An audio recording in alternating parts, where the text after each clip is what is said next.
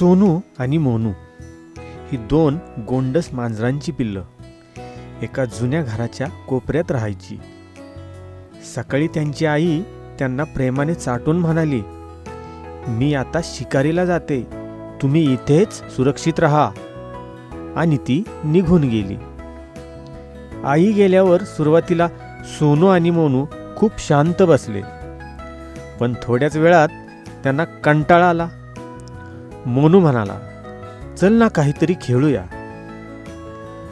मग दोघांनी एकमेकांची शेपटी पकडायचा खेळ सुरू केला.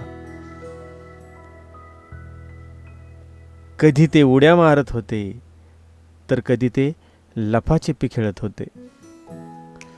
थोड्या वेळाने त्यांना खूप भूक लागली. आई कधी येणार? सोनूने चिंताग्रस्तपणे विचारलं. तेव्हा मोनू म्हणाला,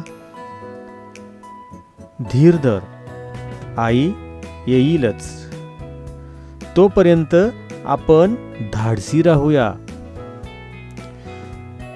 सकाळ गेली, दुपारही गेली. बाहेरून वेगवेगळे आवाज येत होते. पक्ष्यांची किलबिल, वाऱ्यांची सळसळ. अचानक एक खूपच मोठा आवाज झाला आणि दोघंही घाबरून एकमेकांना भिलगले.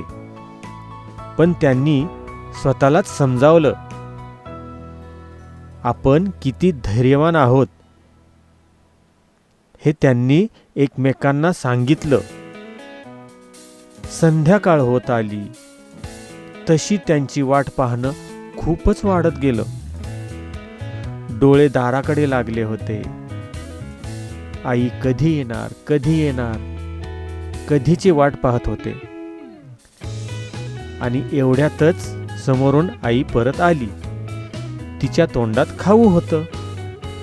आईला पाहताच दोघं आनंदाने तिच्याकडे धावत गेले आणि त्यांना जवळ घेतलं आणि आई प्रेमाने म्हणाली, "माझ्या शूर पिल्लांनो, तुम्ही खूप छान दिवस काढलात."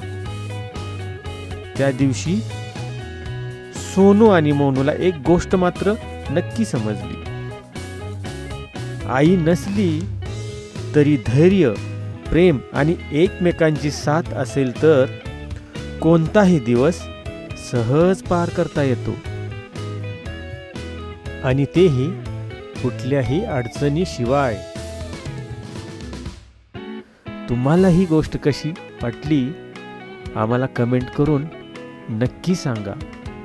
तुमची सोनू आणि मोनू.